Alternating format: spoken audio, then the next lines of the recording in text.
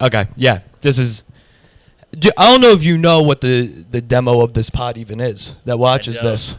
This is a unique demo I've fostered. Flat Earthers? I wish. Okay. My dad would be much happier. Uh-huh. It's gay foot fetish people. What? Wow, it's the first. I've done everything. I've done left wing, right wing. I've done gay, but never foot. And it was not something I ever tried to do. I just posted clips, and then apparently my feet are on some sort of forum. Hey. And now, so just a heads up, people are starting to get DMs asking to send pics of their feet. Well, yeah, credit's a credit, you know? So what, should I go shoeless? I'm just letting you know what people are good at. People have done that. People have done one sock, one no sock. Okay. This might break the internet. Wow, I'm glad there's no scent coming over Wi-Fi, because I don't tend to these hoofs that often. Listen, the Patreon would be doing much better if there was a scent option on it. Yeah, that's a good point. Put it in a jar. Look at that. Oh, yeah, I got a yellow nail. I haven't cut these since Obama was in office. I would do the other one, but I got a bunion right there. What's going on with the hand? Oh, I hit the lady. No, there you go. I did some boxing, and I had a bad glove, and it was cutting me up, and I was so into it that I didn't realize it till the end. Are all comics boxing now? You, Schulz? Oh yeah, well I've been boxing for years. It's a good exercise, and you can get mad at the industry. Is that what you say? Out, yeah. Just keep yelling. Well, I do that, but I yell Jews for a different reason. Yeah, my boxing bag is just a big picture of the owner of Netflix. Oh, is that it? Yeah. Yeah. Well, not Quibi. No, we beat the shit out of him. He's dead.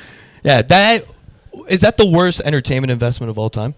Yeah, and I pitched a show, and I've never sold a show in my life, and that was the only one that bought my show. For real? Yeah. What was the concept? Me, Sam, Marill, and Joe List put a sizzle together of us three just telling jokes for 5 minutes straight, and it was called Three of a Kind or something like that. Okay. So then we'd go find 3 other friends who would do just jokes, and that was it, and we sold it.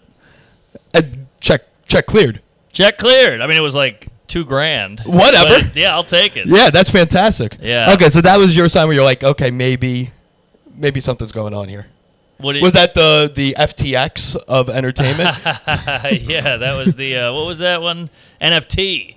Yeah, stand up and crypto. There's a lot of bullshit in both. Oh yeah.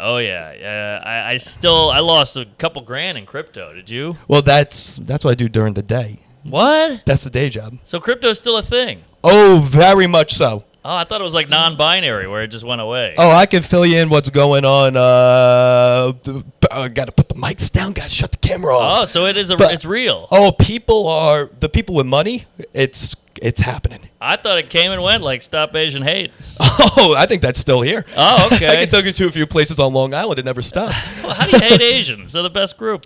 I get some other groups. It is a very unique hate because people that do Asian hate also love chicken and broccoli, General Tso's. Ah, good point. Well, that's what I never got about, I grew up in the South, and there was a lot of racist wiggers.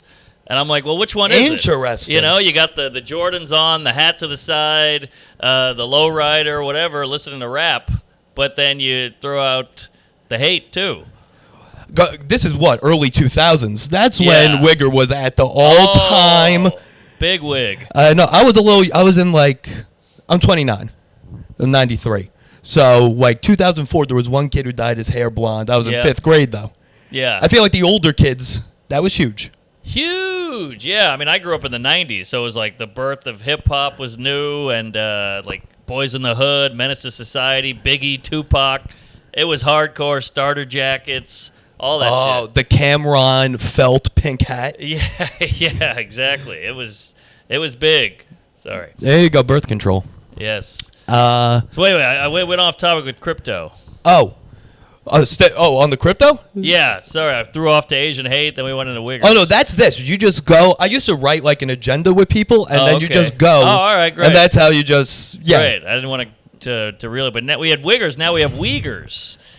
which is a No, people don't acknowledge those. yeah. It's like that's true. We acknowledge wiggers way more. Yeah, they're the kids that are sitting at the lunch table by themselves eating in the bathroom. We don't even look at you. We don't know you exist. Yeah, it's just a form of slavery in China that no one brings up. Insane. It's the amount of money. All Disney has to do is invest into something, and no one cares. Yeah, good point. And it's not a hashtag. You know, if we made it a hashtag, maybe people would give a shit. You think the problem is it's like I don't even know how to spell Uyghur. Yeah, I don't either. I think there's an I and an E in there.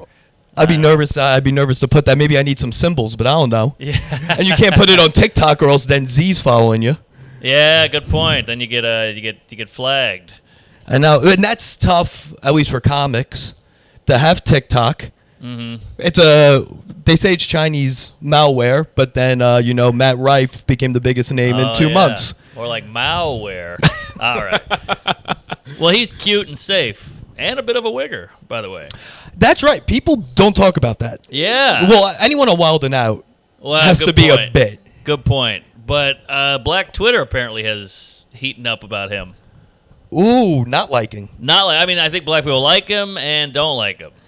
Interesting. So they don't like him. Maybe that's why Nick Cannon got him. Put him on the show. He could just keep wearing turbans and no one talks about it. Yeah, well, Nick Cannon, not a fan of the Hebes. Hates him. That's another thing no one talked about. Yeah. That's the Uyghur of podcast clips. Right.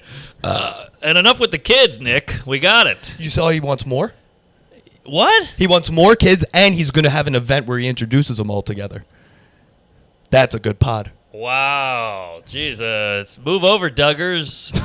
Cannon's in the house. For real, it's got to be a play for these women, right? But how much money can there be? Well, I mean, he's doing quite well. He's in movies. He's on Wild 'N Out. He does The Road. He'll do, like, American Idol. He's got money. Is he doing American Idol now? American Idol's still going on? Oh, yeah, it's huge. Really? He's the new Seacrest.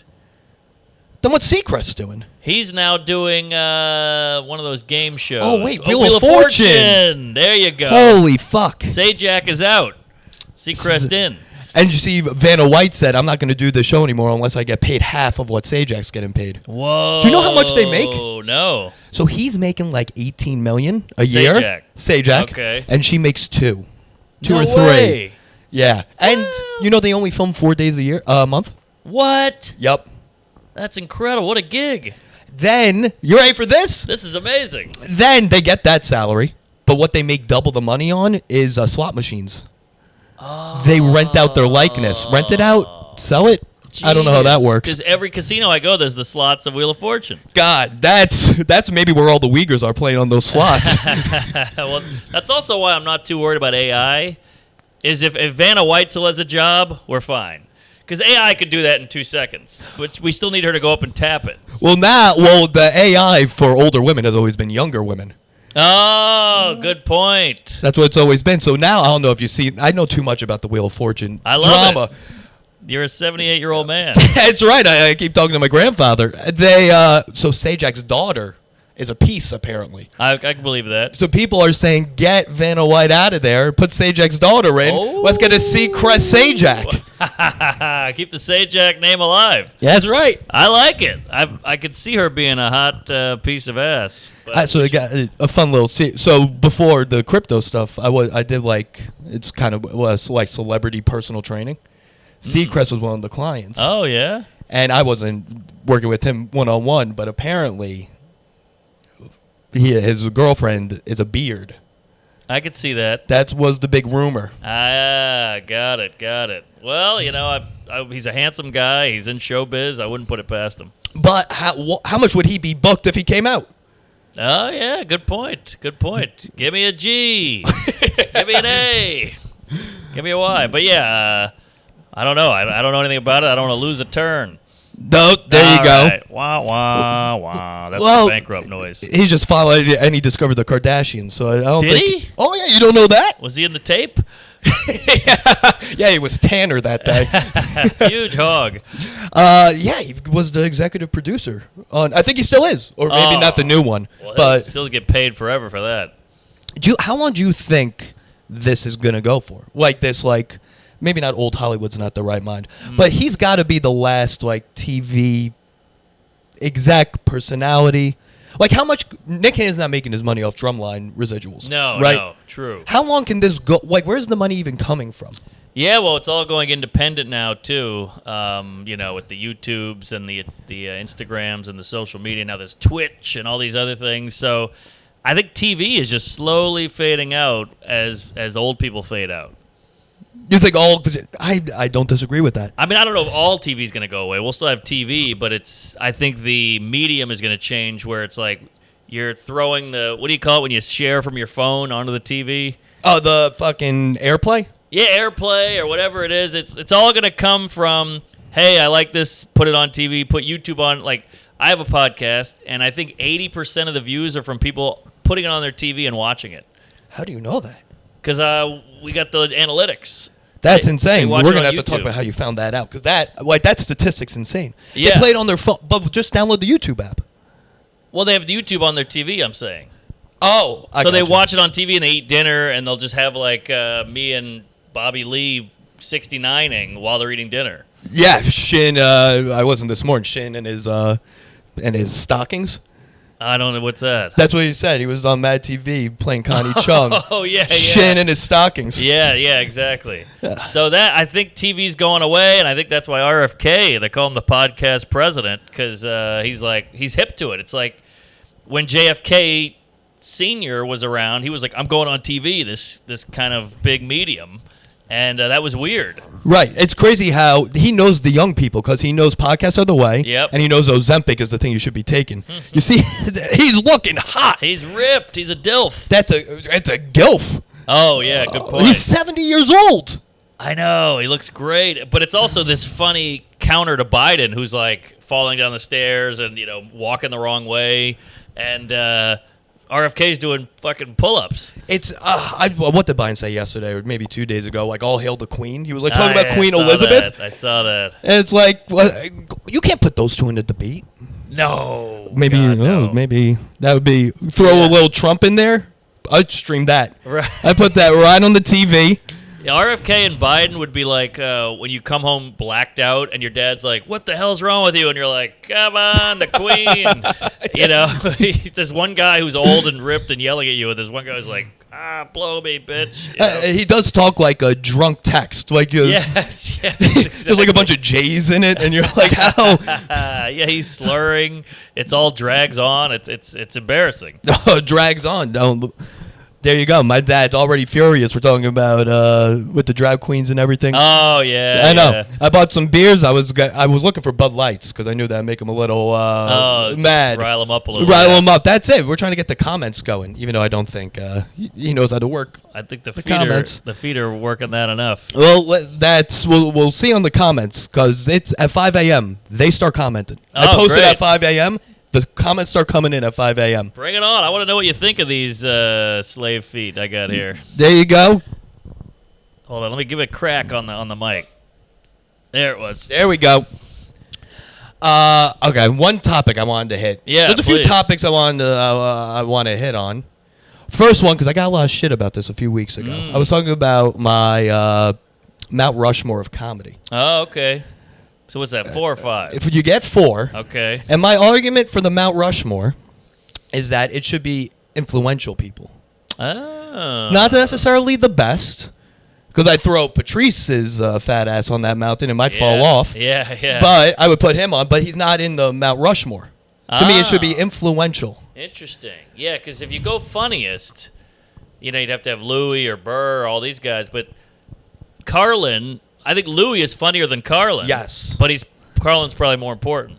Yes, that's my argument. Okay, all right, I like this. Right, so, like, Louis not on mine. Okay. He's probably a top 4 of my favorite. Sure. But he's not on my Mount Rushmore because I'll know how much he revolutionized either the art form or the industry. Yeah, And I say the industry because my last one got a lot of heat.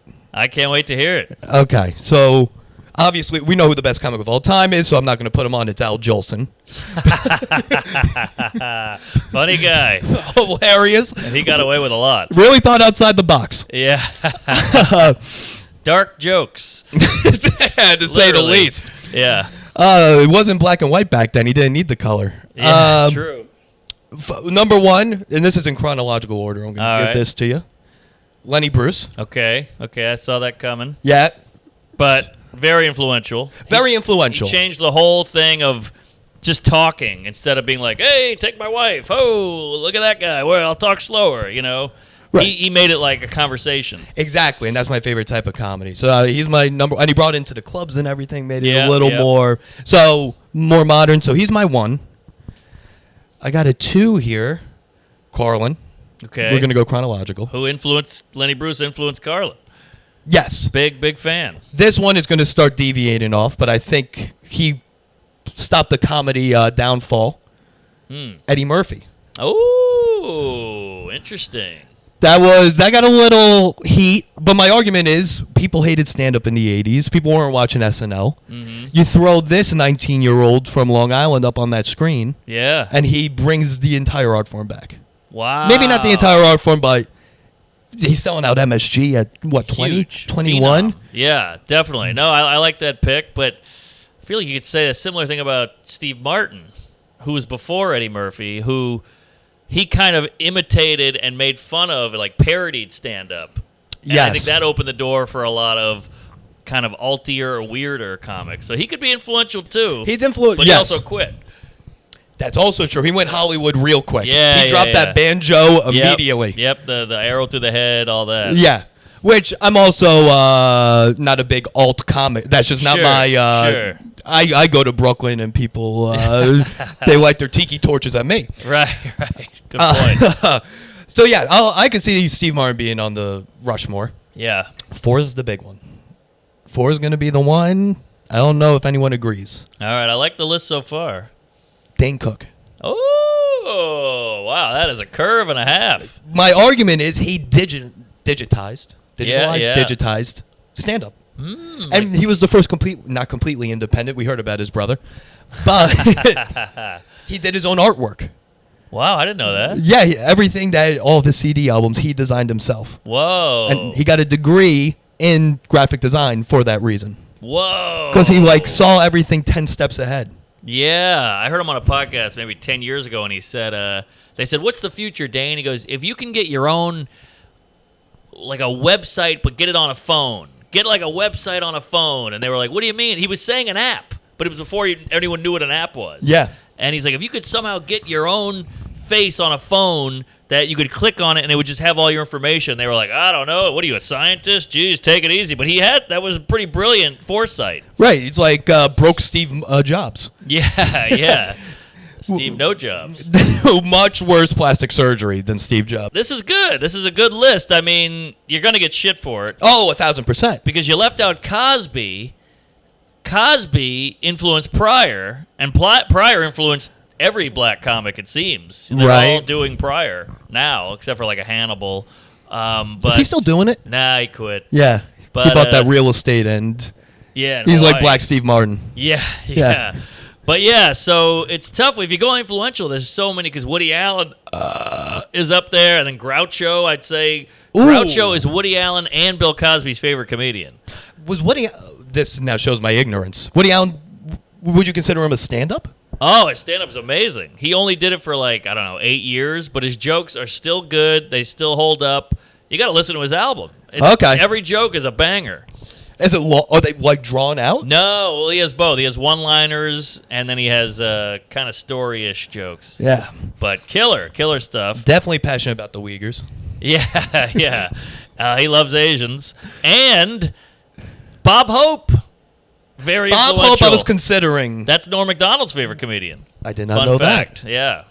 You can make an argument Norm Macdonald could be on this mountain. He's on mine. He's on yours. Yeah, but if we're just going sheer hilarity, I mean, there's not a funnier guy on the planet to me than Norm Macdonald.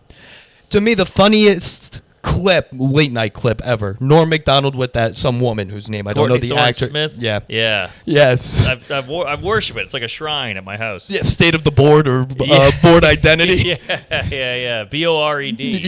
Yeah. I know. I love, because I hate how buttoned up late night is. Yes. But this is also coming from a guy that exclusively watches podcasts and is growing up during this era. Again, yeah, late night stinks. It all stinks, and it doesn't move the needle anymore. Also, which I love.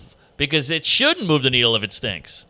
Well, yeah, how can it move the needle when no one is watching it. No one's watching. It's so fake, and the fake laughs, and then you're like, let me see who's on tonight. Oh, some actor I don't care about who's on a reality show or like The Bachelor. I'm like, I don't care about this guy. Well, people don't even watch those shows. Like La Brea. I've never heard of that. That's my point. I'm sure they're on who's ABC? Kimmel. Yeah, but then, you got The Bachelor does well. I mean, my wife, she'll have like 8 girls over. They're all fingering each other and popping champagne and watching this shit. And I'm like, there's all these big group people go together at bars and watch The Bachelor. I don't know. I think The Bachelor's pretty big. I watched The Bachelor, so I'm not going to comment on that. I do agree. Well, not recently. I don't know. They got less hot to me, but that's besides the point. You got to be inclusive. That's right. What was I going to say? But it's just so, even like, now that I've gotten to know a few people, I hear about how Last Comic Standing worked in the back end. Oh, nightmare. I had no idea. I'm watching this when I'm a kid, and I'm thinking, like, how did Ralphie May lose the fucking Dat fan? I know. Well, that's TV. That's when you get the execs with their greedy little paws in there, and they fuck everything up. When I did Last Comic, I don't know if I'm supposed to say this, we're all 28 of us or whatever in a waiting room, and this shitty snacks and Cokes, and they come in and they go, okay, everybody, listen up. Lady with a clipboard and a headset, she goes, I just want to let you know, we want to wish you good luck, have great sets, and we should let you know we're skewing urban this year. So, and I'm like, well, don't tell us that, because now there's a bunch of white people and Asian people and Hispanic people who are like, oh, great, I flew here for this, I'm missing work. You had to fly out to L.A. for this? Yeah. Why? They didn't do a New York casting call? No. I mean, casting call, is that the right word to use? I don't think it did New York once, maybe, but then it's all L.A. Interesting. Yeah. And then you fly out, especially a comic. You're not getting paid. You're losing money on this. Completely losing money, and if you don't get on, the whole thing is moot. You paid for flights and all this shit, and nothing happened anyway. You don't even get a credit. That's some bullshit. It's horrible. Then they corral you in a van for hours and like, oh, we're not ready yet. Leave them in the van. You can hear it on the walkie, and you're like, well, we're sweating in the van. Now you got 18 comics in a van they start bickering at each other. And well, I heard they did that on purpose to get you guys to pit against each other. Exactly. It's horrible. They might as well put us in a cage and hit us with a cattle prod just so we get worked up and start fighting. Well, I did the America's Got Talent. Oh, how was that? That was fucking so stupid. I want to hear all about it. I'm sitting next to a 7-year-old who can sing but has Down syndrome, and yeah, that's funnier than anything you'll do. Yeah, I got nothing. Yeah. I got there's a dance team with no feet, and you're like, what? And they're like, what do you have? I'm like, I got some material about killer whales. I was thinking about doing, and you only have a minute. Yeah. So I was like, and you got to have a hook. You got to have a mom that fucked you in the ass with a pepper shaker or something. You got to have a story or a sad victim thing. No, they're like, I'm like, I might be gay. I don't really know. Use that. I should have. Yeah. I know, this was back in 2015 before people really cared. Right. Right. But they kept being like, and they would always interview you in the backstage, like, all right, how you feeling? I'm like, I'm a little nervous. And they're like, well, you're going to win this, right? I'm like, probably not. And they're like, well, you're funnier than all these other guys. And they wanted you to, like, have a little moment. And you're like, no, I think I'll probably lose. I don't think I'm built for this. And they were like, cut. What are you doing? You gotta be going for it. You gotta be a fighter. And I'm like, I think I'll lose. I don't think I'm that good or whatever. Have you met comics? That's not how we think. They hated all that. And then they're like, well, what's your story? I'm like, I don't know. I'm from Louisiana. I like comedy. And they're like, but what's your thing? And I'm like, I don't know. I drink a lot. And they're like, okay, rehab. I'm like, well, not really that. But I had nothing, so they hated me. Well, I had a very similar experience. I don't know if you know this. I was the first person to ever audition for Barstool. Oh, wow. Yeah. It was a whole thing. I DM'd, KFC? Yeah. Yeah. I DM'd him every day for a year when I had a tape from a Gotham Bringer.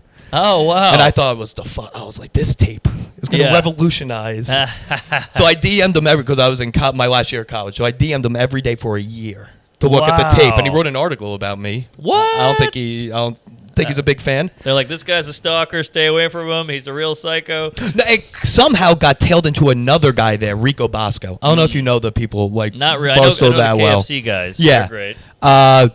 Somehow that guy Rico Bosco got involved, and he stole my profile pic and started acting as me on Twitter. Whole thing, but I had no idea this was going on. Yeah. So then he writes an article about me. Things go gets pushed away, whatever. Yikes. Year later, they do Barstool Idol, Okay. which is their American Idol thing.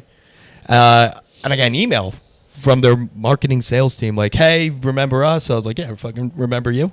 And they're like, can you come into the office to do stand-up? We're going to do American Idol. Whoa. And I was like, sure. Yeah. Were you like, this is my moment? I've been emailing these assholes for a year, and now they're bringing me in. The tape is still on the site. I wore a Hawaiian shirt with like pizza on it and hot dogs. Why? I'm trying to like lean into the Barstool identity like a fucking cuck. And I was the first person to get there, second person to walk in. Later got to know him, Francis Ellis. Oh, I know Francis. Yep. So it's just me and him getting to talk, but then more and more people who don't have a skill are walking in. And yes. I found out it's because they also kept DMing them. Oh, no. Now you're in that pool. And now they're trying to... They just lock us in a room with some water bottles, and they're filming us, and you got to do a one-on-one, like it's Big Brother. Yep, and like, what do you think of Mark? Do you think he's gay? And you're like, maybe. I saw his foot. Yeah. And then I do the set. First person to go. They had no idea what they didn't have like a grading rubric or anything. It was Portnoy. Wow. KFC. And the CEO, Erica Nardini. This is a big group here. They claimed 50,000 people were watching live. I don't think that's true. I think they were just being exaggerating that part. Probably like 5,000 people were watching live. I do a joke about like how I grew up in a Jewish town, and I'm the first person to ever be bullied for not being Jewish. That was the concept of the bit. I thought it was. I like it. I thought it was fun. Yeah. Portnoy's a Jew. Well, that came up. Oh. He was like, that's anti-Semitic. Oh, come on. What a fucking Jew. Well, first thing he said is, before I even go into what you said, one, how much more do you have? And I was like, how much do you want me to do? Not a good sign. He's like, well, just to let you know, I hate stand-up comedy. What? And I was like, but you asked me to come here. He's like, well, yeah, you had the thing with KFC, and KFC's like, I hate you. What? You DM me every day for a year, and you're trans. This is like an intervention. And I was just there. I don't know how old I was, 22, 23, and I was like, sorry, this is horrific. But tape's still up there. All right. So that's a clip or something. That'll come back in 10 years. Yeah. So, I mean, this is wild. They bamboozled you. And it's just an office full of people. You ready for this? Yeah. So, like, you have those three looking at you. The whole office also set up, like, stadium seating. So they could hear this in another room. No, so they're all there in the room with you. It's a big fucking factory space. Got it's not under current. It was the first office they had. And they're all sitting there, but they're not watching you. They're watching the live stream and reading the comments. And, like, live tweeting the comments. This is horrific. Oh, my people were putting a trash fire, dumpster fire, and they're like, this is rich right now. And I was like, this is traumatizing. Oh, I'm sorry this happened to you. No, it's fun. Listen, it's fantastic content. It's a good story, yeah. The other day, my buddy, do you know Tobin Miller? He runs that show. Tall guy. Tall guy. He called me. He's like, did you do a Barstool audition like 6-7 years ago? I was like, yeah, why? It's like I'm watching it now. It's terrible. Oh, I'm doing KFC in a week. I'm going to bring this up. Bring it up. All right. Tell him. I have no ill will towards his. Well, this one I don't get. You have feelings. Like they're bringing you in, and they just trash you publicly, and it's like, hey, you invited me in just to slaughter me in public. This is cruel. The day before, I'm with my buddies hanging out, and they're like, "This is like, what are they going to do? They invite you in to make fun of you?" And I was like, "Yeah, they wouldn't do that." Yeah. Guess what? It's exactly what they did. Wow. I haven't worn the shirt since, probably because it's a bad shirt. Yeah. But it is in that closet right there. So what happened with the other guys? Did they do the same thing to everybody else? So Francis goes up right after me, and he sees, obviously, the train wreck that happens. Yeah. He tries to do material, and again, Portnoy's like, I fucking hate stand-up. Wow. He did say, I do like Chris Rock.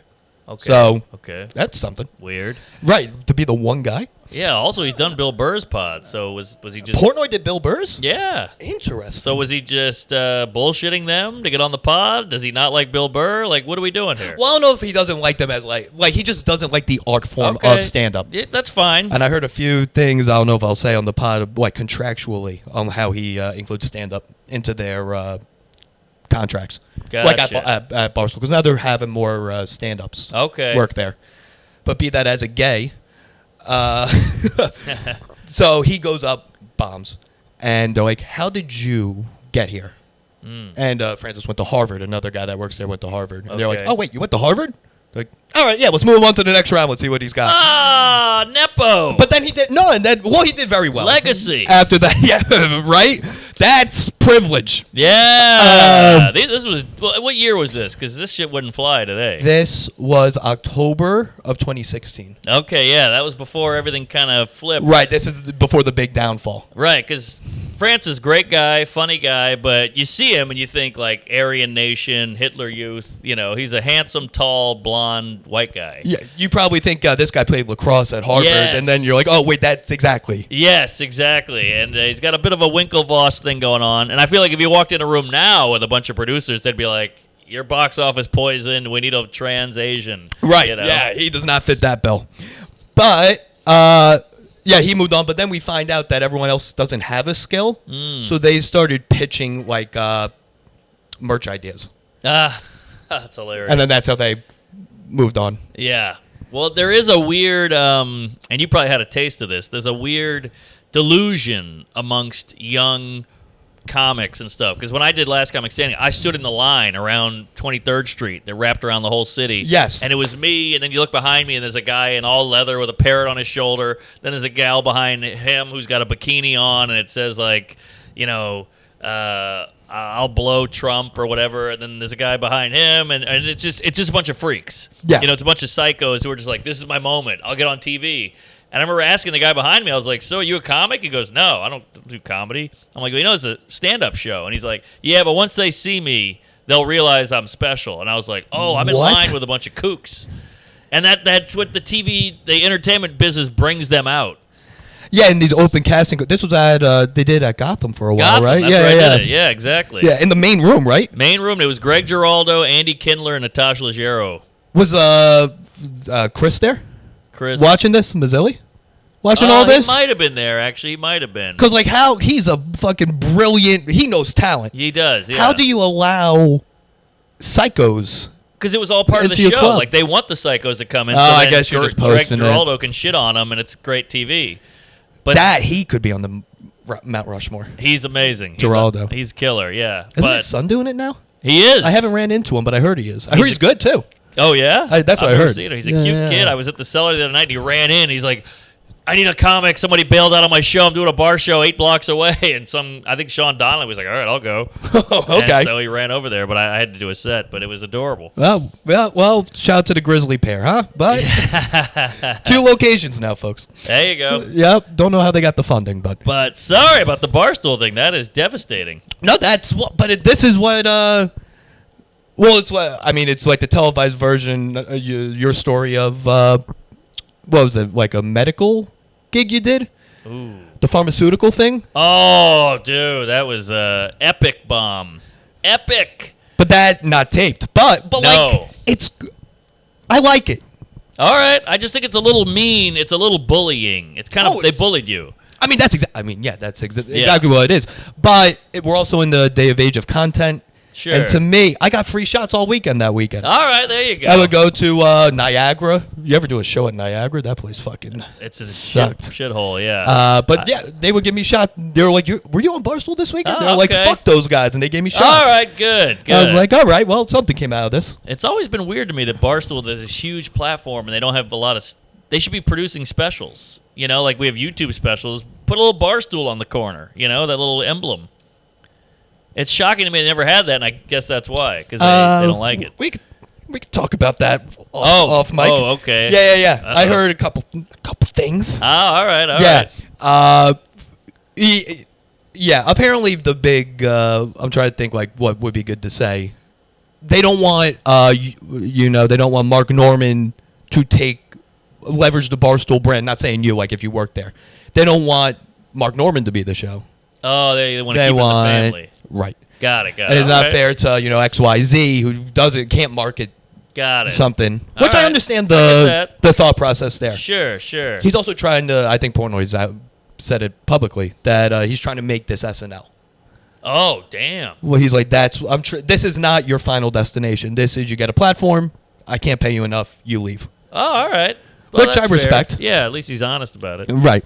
All right. Yeah, I don't know. But, yeah, shout out KFC. They're great guys. I mean, I think they got little rooked in doing that show, it sounds like. It's, listen, and they're feeling it out also. Right. It's not like America's Got Talent or Last Comic Standing, who they intentionally are trying to sabotage your brain. Yes, completely. They weren't bad people. No, these are just other fellow lower middle class to upper middle class whites. Yeah. Antagonizing each other. Exactly. It's just fucked up that in this world of like, we got to be compassionate, like Americans Got Talent will bring you out just to be like, fuck you, you suck, get out of here, quit, kill yourself. And you're like, all right, thanks, I flew here. Well, fucking Usama with Heidi Klum What on happened? America's Got Talent. This is probably right before the pandemic. Okay. Where he made a joke, and it was very, like, indirectly calling her, like, not ugly directly. He had a very good punchline for it, and they were like, did you just call Heidi Klum ugly? She's a beautiful woman. And he's like, I'm joking. I'm doing comedian. She's obviously hot. It's not the first round. This is like round 3 or 4. Like, I'm not just some guy who got up here and all they do is squash people's dreams, and then when you get one zing back, you're a fucking the devil. Exactly. Aren't you Howie Mandel? You're supposed to be You're not on the Mount Rushmore. No, God, no. No, he's at a Purell convention. But also, isn't Howard Stern? Was he on that show? Yeah, for a while. Yeah, it's like all he did was bring whores on and throw fucking cold cuts at him. But now, if I zing your hair, I'm public enemy number 1. Another guy who went to that gym I worked at was Howard Stern. Oh wow, I can't imagine him at a gym. He didn't work out often. He would come in, have a bagel, and we'd be like, "You?" He's like, "No." We're like, "Okay." Well, yeah. John McEnroe also. Oh no, McEnroe, I love.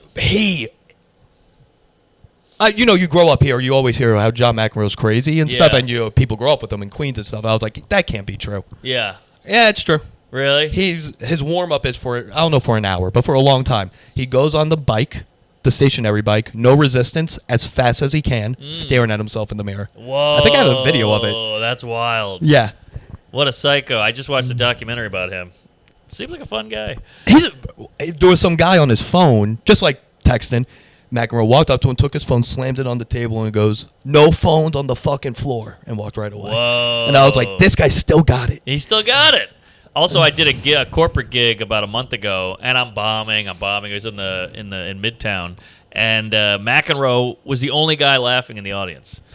He seems like a guy that understands comedy. Yes, he got it. Everybody else was like, Jesus Christ, abortion. Whoa. And I'm like, we live in New York City. There's a guy jerking off on the sidewalk, and this abortion zinger. I'm sorry, it was too far for you, ma'am. But McEnroe's like, yeah. So that was nice. You know how many I've had? Yeah. Like, I love it. Exactly. How many of these corporate gigs, I'm assuming it's going to be close to 100%, are pure shit?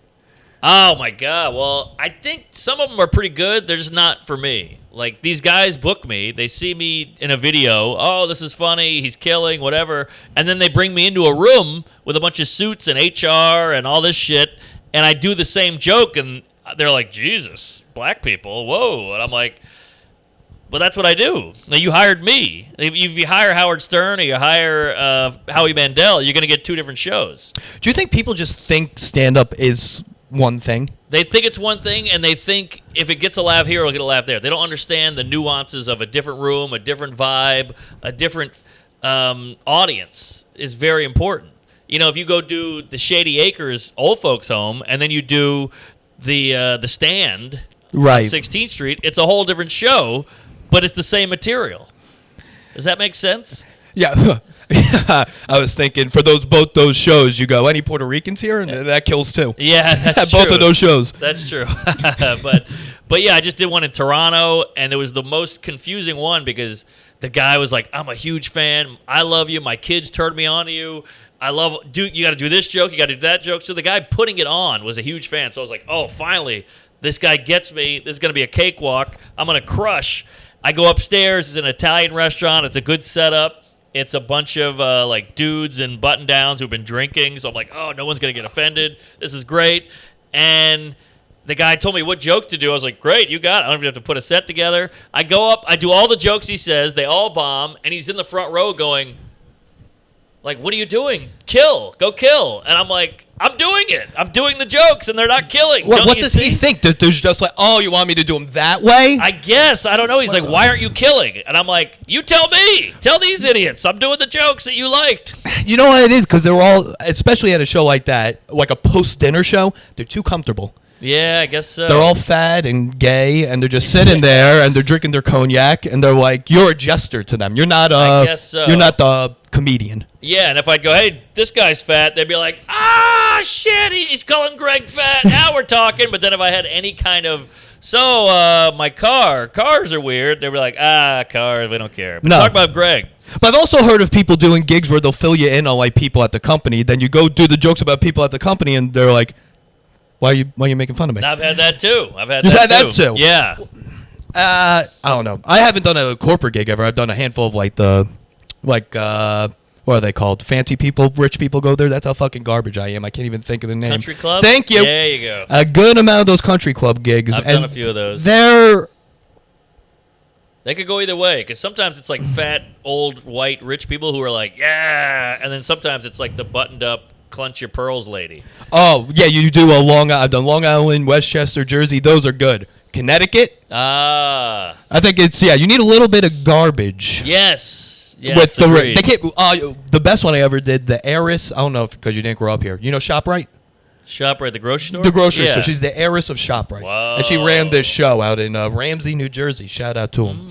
And that, I was like, yeah, because you're genetically trash. Yeah. You have money now, but when I make fun of Kohl's, you're like, yeah, dude. Got it. Fuck it. Yeah, you need a little reality in their life. If they're just living up on a high ivory tower, they're looking down at you like, what? Why would you talk about me? Who the hell are you? Right, they've never experienced what it's like being downstairs. They've been upstairs the whole time. Like, you ever done a gig with cops? Yes. The best crowd. They've seen dead bodies. They've seen hobos jizzing in their face. So my joke about Jews isn't going to faze them. No, not at all. You know, my dad's favorite comic cop, Bill Burr. Loves everything he does. Oh, there you go. Loves every single thing he's at. And DeStefano, shout out to him. Yeah. Loves both Ridgewood guys, so that helps out. Right. So shout out Rudy's Bakery. But, what was I going? A Firehouse gig? Firehouse. Great. I love a Firehouse gig. Fun story. I was bombing at a Firehouse gig in I think it was like Westchester. They picked us all. It was a great gig. It was me and like 4 guys. They picked us up in a fire truck, drove us to Westchester. We're cracking jokes. We're drinking on the truck. It was so cool. We get up there. Everybody's doing okay. The crowd's a little rowdy. I'm kind of struggling. And then I'm standing in front of the, what do you call the bins or the closets? What do you call that? The cubbies? Oh, yeah, where they hang up the jackets. Yeah, jackets, helmets. They got their name tags. And I go, oh, look at this. O'Neill, well, we all know he's gay. And they're like, because he was a gay fireman. Really? I just happened to hit it on the head. It was like a roulette thing. I just hit black, and they were like, he is gay. And I was like, gay fireman. I did the hose. Oh, he loves the hose and all this shit. And it was murdering. So that was like my peak comedy career. Oh, my God. I'm surprised they hired him. I know. They didn't know when they hired him. I had a whole thing and I'm blanking out on it. Oh, sorry. I went on a tear with Gay O'Neill. No, whoa, listen. Yeah, I'm blanking out. Okay, I had something, but I'm gay now. Come back. Hold on. Right. We had the Connecticut Trash, ShopRite. Connecticut Trash. Cop gig. This is what I was going to ask. All right, but back to Connecticut Trash. Like you, okay. But how they determine who the book is interesting to me. Like... They see you've been on the Tonight Show and everything. Great. That's what it is. Like, they'll do that. But then my buddy Juan Nicolone, who I don't know if you know, he does a lot of soup material. Soup. He has an hour on soup. It's killer. And it's killer. Pfizer hired him to do a gig. Because they're like, we saw you do soup jokes? They're like, yeah, that's fun. Yeah. You want to come up to Westchester and do... So I'm like, wait, how are you determining... You think it'd be Campbell's, not Pfizer. That's what you would think. Well, I don't know... you know what the budget is at Campbell's. You know, they paid Warhol all that money. Right. But Like what I would put the Are You Garbage guys in a room with at the Harvard Club, see how that goes. Oh yeah, mix it up a little. They're reading, they're like, anyone here drink milk with dinner? People are like, who the fuck let these guys in? Yeah. Well, how'd the Pfizer gig go? Did he tell you? I think it's coming up. Oh, okay. It's coming up, yeah, so I don't know how it went. I would assume, I would have heard if it went bad. Yeah. So if it did happen, I assume it went well. Yeah, and look, here's the thing with the corporate guys. Just Google who you're bringing and tell your whole staff to Google it so you're at least a little ready. Because they all, I think, picture Seinfeld is coming. That's exactly right. Because in their head, that's what a comic is. Exactly. And they forget, they're like, I like dark humor, I like dirty jokes, I like offensive shit. But do you like it in front of your boss? Do you like it in front of your HR cunt? And I don't think you do. Well, it's the same thing like you see people in the crowd at just a regular club. You go to New York on a Friday. Yeah. Right? Jokes are killer, but you need different people in the room. Yes. Because the black guy does a black joke, the white people aren't going to laugh till they see the black guy laughing. So you need that hodgepodge. It's never good to have one demo. So true. I did a gig at Bananas in Poughkeepsie. Holy fuck. Not bragging. And, I didn't sell any tickets, but a big group came in of 80. 80 people, and the room seats like 250, so it was a big chunk. My opener eats it. He gets heckled. He dies. They, threaten to fight him. I go Sounds up, about right. and I'm talking to the owner lady, and I'm like, you got to throw these people out. They won't shut up. They're yelling. I mean, the opener's about to cry, and she's like, there's 80 of them. We need it. We need the drinks. We need the food. They're keeping the lights on. And her defense, it was going to happen anyway. Yeah, so you're at Bananas, all right? Exactly. Yeah, you can't get mad. They're governors. You can't get mad when the governor's crowd hates you. Exactly. And they were electricians, so it was like this electrician union. And, boy, they called him a homo and a fag, and they were like, kill yourself, and I think he was weeping. And then I went up, and I just did gay jokes for an hour and a half, and they loved it. Oh, my God. But it was standing terrifying. ovation at the end of that shit. Yeah. It's like Cirque du Soleil to them. Right. So, sometimes you got to play to your crowd, but my point is don't hire a guy if you don't know what he's going to do as a corporate. Well, just do some research. I don't know. But that being said, I'll also do it because you're paying well. Right. You know? I'll still do any one of them. They pay incredibly well. I don't know. You just don't want to bomb, but I think it's just part of it. Because you brought up Seinfeld. I only had 2 points. I wanted to do the Rushmore, and I have a theory with Seinfeld. Okay. About a comedian living. Living? Yeah, like the comedian lifestyle, and I like to get your opinion on it. Because I'm watching, it was a few months ago, I'm going through Seinfeld for the 246th time. Yeah. And I'm realizing this with Seinfeld. He hates comedians and comedy club owners. I don't know. I think he loves comedians. He's not. Well, I'm going by the show. Oh, okay, got it. I don't. You obviously. You know him. The sitcom. I'm watching the sitcom. Okay, right. Gotcha. He always badmouths the comics. He always hates the prop comic. He hates Banya. Yeah. Never says a good thing about him. The episode where he's trying to do spots between the movies. He's with the prop comic. Walks in to do his spot. They're like, "No, we told you it was 9:10." Yeah. He's like, "No, you didn't. You told me it was 8:40." Right. And they're like, "No, we didn't, and now you're not on." Yeah. He didn't have to write that in. That's a good point. I think he's airing out his. We all have comedy grievances, like, oh, I hate this guy, I hate that owner, I hate how the business is run here, and I think he's probably getting it out on the show. Oh, okay. To me, as a... Well, we all know the hack. We all know the impressionist prop guy who we all are like, that guy's big, well, that guy stinks, and I think he's just getting it out on the show. I love, Dunham, but... Yeah, it's very successful. It's something. But, backtrack on that. Are there prop comics anymore? Well, Carrot Top's still thriving, but that's about he's in it. Vegas, and I think you're right. I think it's there. There's magicians galore, and there's a lot of impressions. There's still magicians? Oh yeah, Vegas. I haven't seen a magician. Vegas. Tons. And then I'll go do Funny Bones, and I'll look at the card, like who's coming up, and it's like the hypnotist. They call them hypnotists, but they're that's magic. The new word for magician now? They're hypnotists? And then there's that Justin Willman guy who's very handsome. And I don't know who that is. You don't know? He's got a Netflix couple seasons. Oh, I got to check this out. He's like the hunky, cute magician kid.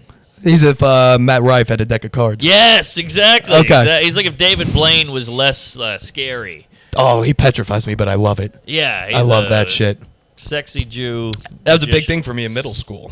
Magic? I was 300 pounds and into magic. I have Chris Angel's trick book. Oh, you better hide that on a date. God, oh, if my dad didn't think I was gay before, I was asking him, well, you remember, is it the card? Yeah. Oh, yeah, boy, that was, because Chris Angel, Long Island guy. So I was like, oh, if he could do it, I could do this shit. I didn't know he was Long Island. Yeah, East Meadow, real fucking garbage. What an alumni you guys have. It's Insane. Seinfeld, Howard Stern, Dave Attell, Eddie Murphy. Schumer. She's Rockville Center. Yeah. Judd Apatow. Rosie O'Donnell. I believe so. Kevin James. Yeah, Apatow. Billy Joel. Whoa. Billy Crystal. Yeah, Long Beach. Look at Billy that. Crystal. Lil Peep. I'm just thinking Long Beach now. But he was a rapper. The helmet guy. Dave Nelson. Bob Nelson. Bob Nelson. Yeah. Yep. It's a crazy list. Kevin James went to my college also. Whoa. 3 semesters. Wow. Dropped out and became successful. There you go. So that's the best commercial they have. Yeah. They got a picture of him in a sweatshirt and they post it everywhere. That's the big thing. And yet he dropped out. Dropped out 3 semesters. Shout out to you. Shout out Setauket. And now, I'm from the Billy Joel lives, not in my town, basically in my town. You see him all over the place. Really? People hate him. What? Apparently, I've never had a direct conversation with him, but apparently a big dick. My uncle had a big tiff with him. Oh, yeah? On the docks. That's a real Long Island story. I know, what an opener. Had a big, apparently my dad's buddy got into a tiff with him at a bar. Whoa. Because it's a small bar in the town, and upstairs there's an empty room, but he wrote a few of his albums upstairs in the room. There's a piano there. So they were having a time in the bar. Billy Joel comes out and goes, hey, can you shut the fuck up? I'm writing an album up here. I can't do this with how loud you are. And the guy goes, who the fuck are you? And the guy's like, Billy's like, who am I? I'm Billy Joel. Yeah. And he just fucking punched him around the fucking mouth. Damn, you can't. He's at a bar. What do you want? It's not a sound stage. Well, especially Billy Joel. He likes a drink or 12. So that's true. Yeah, he goes right to the source. But also, he's a little dude. Small guy. Yeah. He also has I don't know how old they are now, but last time I saw him, they were like 3-year-old kids. He's like 72. Whoa. So that's how he really stands out. Yeah, and it shows that if you drink a ton, you can still sperm it up. Well, how about De Niro and Pacino? Oh, are they doing that? They just had 2 kids. Wow, together? That's pretty impressive. Pacino together. Well, I don't know who transitioned, but Pacino with that hair maybe. But no, Pacino 82, the wife 29. Woo! Hooah! Wow, that's how he came. Pussy. Good for him. Jeez, and I think Mick Jagger had a couple of shit kids. That's good for them. People hate on it. I think, listen. Hey, these kids are going to grow up super rich and have a cool dad for about 10 more minutes. Right, yeah. He'll see him graduate preschool. Yeah. They'll learn how to walk, and it's over. There you go. Yeah, you'll get a Ferrari when you're 11, and you get a bunch of records to hear. And what's wrong with what he's doing? But Nick Cannon has 17 more on the way. That's true. And no one's critiquing him that much. No. Elon Musk as well just keeps pumping them out. Elon Musk, yeah. And now, that's a whole mess. Well, him and Zuckerberg are fighting. I don't think it's going to happen. You don't think it's going to happen? No, but that would be fun. Zuckerberg, it's an interesting fight because, are you a UFC guy? I know. My buddy produces for ESPN all the content, so I learned. Well, Zuckerberg is 5'7". I didn't know he was that small. Yeah, Musk is 6'1", so that's a pretty good height diff. Yeah. But Zuck trains in jiu-jitsu for years. Yeah, whereas Elon Musk is a little doughy. So you got this weird height advantage, but he's also not. If you're training, I feel like you're up already like 60%. But Elon Musk grew up doing bar fights, like getting into bar fights in South Africa. Yeah, he's just South African. Yeah. So my money's on the African American. There you go. It's good math. What? Easy with the Heil. Oh boy, folks. Long Island. Listen, it just comes out of you. The voice, the hand. I'm sorry. So don't tell Portnoy. Portgoy. Oh, you're not getting booked on there with that. I think he's leaving anyway. If I'm him, what are you still doing there? I don't know. He's already got his fan base. He's fine. I think he's gonna go. Maybe not. This is not maybe the best comparison he wants to hear. But the Tucker Carlson route, where now you just post a thing on Twitter. Yep. I think you're right. Which he probably should. That's what I would do if I was that big. Why am I attaching myself to some network that can get canceled or whatever? Just do your own thing. But isn't that insane that he built the network? I think it's incredible. That's unbelievable. His story is incredible. I heard him on some pod where he just laid it all out. And, he sold newspapers in Boston Station. Yeah, just handing them out. That he wrote. And he wrote all these sports stats or whatever and his predictions and who would win and betting and all that. And people would just buy them or get them off of him. And then one guy goes, these are great. And he goes, well, I'm moving to New York. And he goes, well, I want to still read this. This is so good. And he was like, oh, maybe I'll make a website. And that was it. Oh, that's how the website started. He used to sell furniture online. I know that. I know he tried a bunch of get-rich-quick schemes. Yeah. And then, that if you're a gambling degenerate, you got to do that. Yeah. You know? You got to gamble. Only way to fund it. Yeah. I also knew he was out on podcast. He thought it was the worst idea Barstool could do, and KFC was the one that told him, like, I think this is the future. Because KFC was the only one with the podcast at the time, and Portnoy was like, whatever, if you guys want to do it, but I'm not involved. Whoa. Now he's worth $1 billion because of podcast. Howard Stern said the same thing.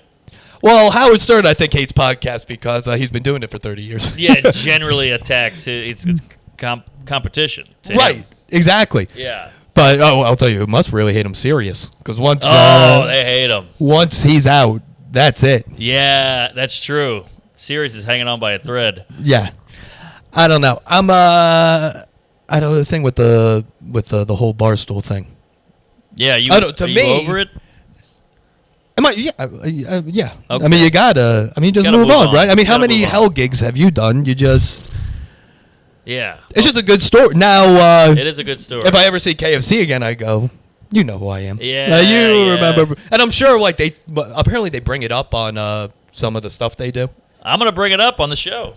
Bring it up on the show. Okay. They used to drink around the bar. I don't know if they still do that. Because when I was DMing him every day, I worked with a kid who was he's from Boston, and I would show him every day on DM and KFC, so he still listens to everything they do. And whenever they they don't say Rich Apple, but they reference the situation, he texts me. Yeah. It's the only relationship me and the guy have. All right. Yeah. All right.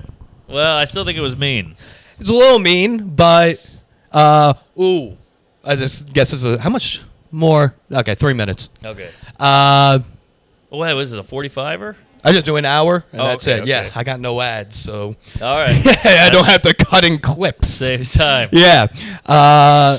Did you something I thought you'd be good at, and I'm shocked you weren't invited. I don't know, but the Bussin' with the Boys.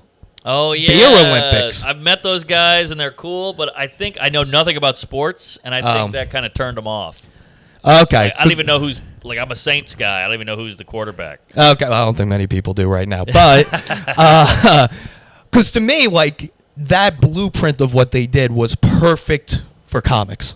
Give me the They breakdown. just did a Beer Olympics. It was teams of two. So, it was Shane and Bert. Was the comic team. There's a bunch of athletes, a bunch of football players, That's a couple of the great team Barstool already, guys. though. That very entertaining. But you do that, you do you Sam, you do and you could get some musicians or something in it. To me, you get the entertainers doing it rather than the athletes 100% doing it.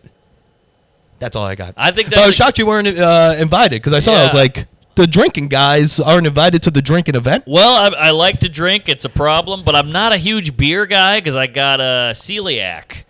Oh, you're gay. I know. I'm so embarrassed by it. I hate to be a disorder guy. Like, I'm a vegan or I have gluten-free, whatever. But so you never do beer? I'll drink 3 or 4 because I love it. But then I'm shitting blood. I'm shitting water. It's bad news. So I just stick to whiskey and tequila. Oh, I didn't know that's why I shit like that after 20 Bud Lights. Yeah. I thought it's because I drink 20 Bud Lights. And, like, I've been hungover, which is fine, but it's like a different kind of hangover. You're like, oh, you're queasy. You feel like something's wrong with you. I think it's a better hangover. See, this is where I'll disagree with you.